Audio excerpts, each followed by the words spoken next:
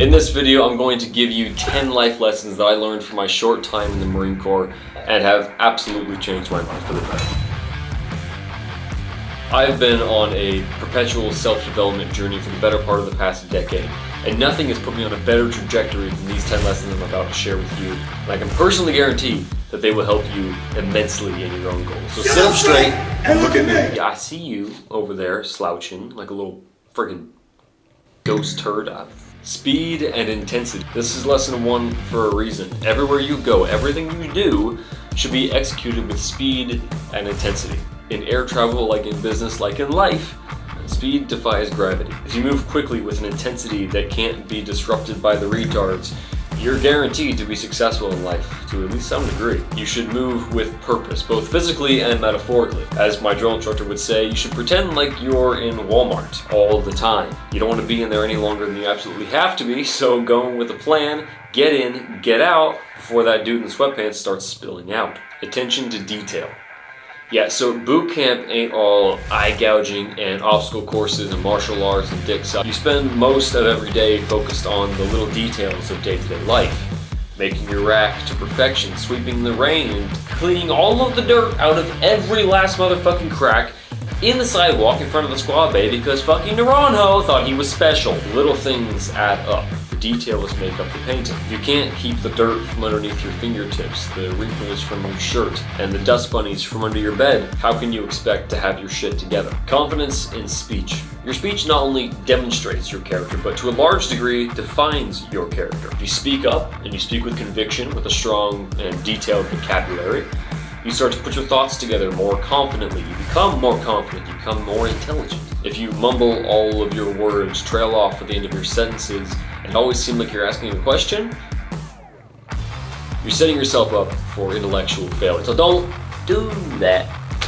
Freaking dumbass. Reaction is more important than anticipation. This was something that really surprised me when I got to boot camp. Is my drill instructors would always say to not anticipate. It seemed backwards to me. Of course you would want to anticipate something to be prepared for. And make no mistake, it is good to anticipate. If you do it right, you'll be better prepared for any situation. The problem here is that you will eventually, inevitably, anticipate incorrectly. And when that happens, if you aren't skilled and competent in your general reaction to things in life, whatever they may be, you're doomed. You must be brutally competent in your reactionary skills. Train yourself to be able to react properly to any situation. If you do this, you will be better positioned than the man who anticipates everything until he is inevitably gravely mistaken. Discipline your peers. The most powerful motivation comes from the people standing beside you.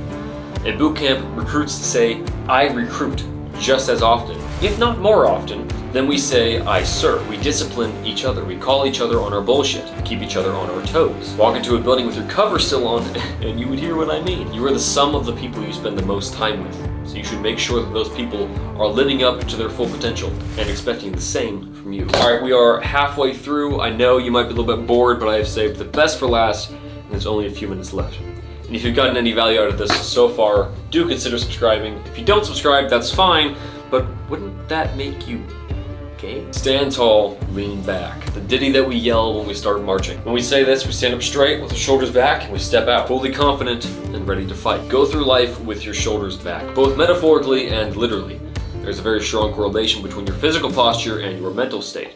Bear that in mind, as your posture can determine your entire mentality, both day to day and for life in general. Next up, change your effort, not your speed. Looking back to lesson 1, speed is everything. Let's say you're on a hike. In fact, I thought of this in boot camp while I was on a hike.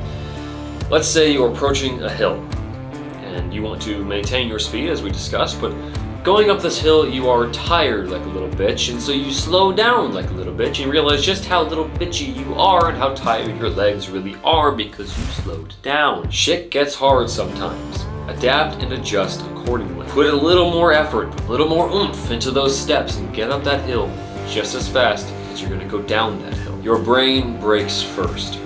Your body is capable of things you couldn't begin to imagine. It's your mind that holds you back. Your mind is literally broken. You will always want to give up before you are done. Your mind will always break before your body, but there is still blood flowing in your veins and there is still air in your lungs.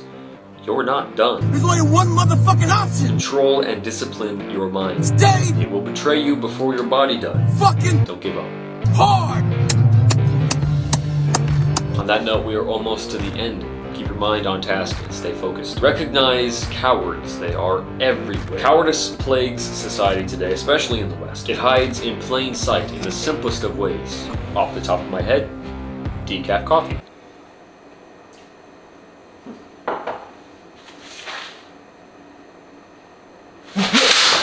Keep a watchful eye for cowards in all regards. Cowards cannot be trusted under any circumstances, and they certainly cannot be relied on. Cowardice takes shape in the smallest of ways. Learn to identify it and adjust your competences accordingly. And most importantly, learn to recognize it in yourself. Cut that shit out before it kills you. Alright, boys. Eyeballs! Last one. Drive your heels. Funnily enough, it was this order from my drill instructors that ended up giving me stress fractures in my heels that ended me up in medical, which, long story short, got me medically discharged. Damn shame, I know. But it's also the most important lesson I've ever learned from the Marines.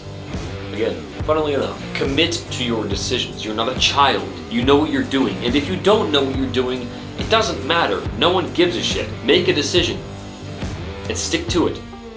Why are you feeling around in the dark? Decide what your next step is and take it. Don't ask for permission. Go. Take it with confidence. And then take the next one and see where it leads. Don't hesitate. You're doing it, so fucking do it. Know your next step and take it without hesitation. Let them know you're coming. Drive your fucking heels.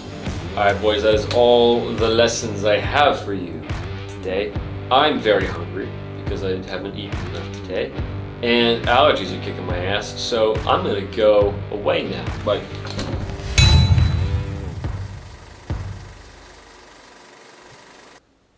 Bro, I slept standing up one time in boot camp. Good God. Fucking hell. First couple of days, you don't sleep at all, by the way. Like, literally at all. You don't sleep for like 24 hours. It's more than that. It's like it's 48 hours. First of all, I misspoke. But realistically, it's like 3 days, because if you don't sleep on the plane, I don't sleep on planes very well, so I didn't sleep, and most people don't. And if you don't sleep on the plane, then it's 3 days with no sleep. It's fucking exhausting, and we stood outside freaking dental for 3 hours, standing at attention, all of us. We're like, half of us are just standing asleep the whole time. It's kind of hilarious and also so painful.